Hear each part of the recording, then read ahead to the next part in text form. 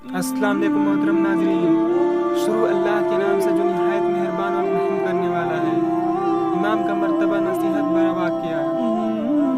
आज मैं एक कसाब की दुकान पर बैठा था।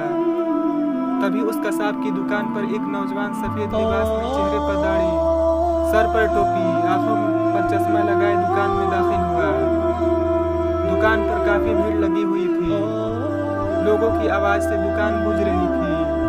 भाई 1 किलो गोश्त देना, भाई 2 किलो गोश्त देना, भाई आधा किलो गोश्त देना, ऐसी आवाज़ें शोर पैदा कर रही थी। उस दुकान में इन्हीं आवाज़ों के बीच जैसे ही वो नौजवान दाखिल हुआ, दुकान में कसाई ने सारे ग्राहकों को छोड़कर उस नौजवान से पूछा, क्या चाहिए भाई आपको?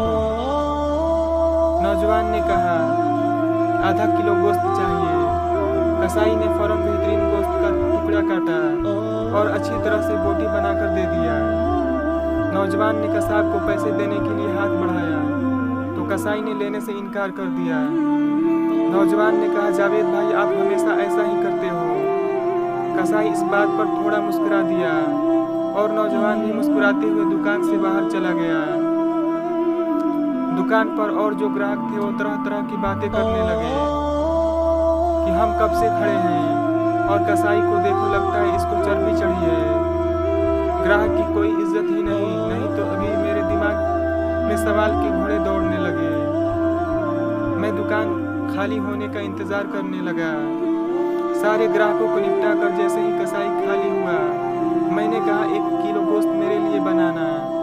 फिर मैंने कहा, अभी जो नौजवान आपकी दुकान से गोश्त लेकर गया है, क्या वह आपका कोई करीबी रिश्तेदार या दोस्त है?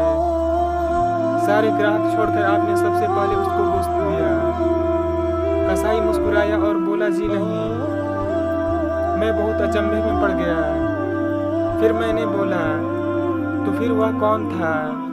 वह नौजवान कसाई बोला कि वो मेरी मस्जिद के इमाम साहब थे। जो शख्स मेरी आखिरत बनाने की फिक्र में रहता है और मेरी नमाजों की जिम्मेदारी ले रखी है, मेरे बच्चों को कुरान और हदीस का दर्स देता है, क्या मैं दुनिया में उसके साथ अच्छा सलूक ना करूं? मैंने कहा, ओह अच्छा, मगर तुमने पैसे क्यों नहीं लिए? कसाई फिर मुस्कुराया और बोला, क्या तुम्हें नहीं पता मस्जिदों के इमामों को क्या दिया जाता है, कितनी तनख्वाह है उनकी? इतने का तो साहब आप लोग महीने भर में सिगरेट पी जाते हो। मैं सोचने लगा, वाकई बात में तो दम है। कसाई फिर बोला, साहब यह हमारी कौम का खजाना है, इनको बचाना हमारी जिम्मेदारी है। बाजार के तमाम दुकान वालों ने मिलकर एक फैसला किया कि मौलाना साहब से कोई पैसा नहीं लेगा। सिर्फ मैं ही नहीं, यह बाल दाढ़ी की दुकान वाला, नाई, राशन की दुकान वाला, वह टेलर मास्टर, यह डॉक्टर साहब, वह मेडिकल वाला, दूध वाला, सब्जी वाला, कोई उनसे पैसे नहीं लेता। भाई इतना तो हम कर ही सकते हैं। और फिर मुस्कुराकर कहने लगा, साहब आधा किलो गोश्त के बदले जन्नत मुनाफे का सौदा है। यह लो जी आपके गोश्त की थैली, उसने कहा। और मैंने पैसा कसाई की तरफ बढ़ाया और कहा, पर भाई मैं तो नौकरी करता हूँ, काश मैं भी इस तरह का कोई बिजनेस करता। कसाई ने कहा, बहुत आसान है, सामने वाली दुकान में मौलाना साहब ने अपनी साइकिल बनाने के लिए दिया है। सबक दोस्तों, इस स्टोरी से आपको क्या समझ आया कि हमारी मस्जिदों के इमाम साहब या मुअज्जिन साहब की तनख्वाह बहुत कम होती है। अक्सर देखा और सुना गया है कि कहीं कहीं पर इमाम साहब की इतनी कम तनख्वाह होती है कि उन अल्लाह के बंदों को अपने बच्चों का पेट पालना भी मुश्किल हो जाता है।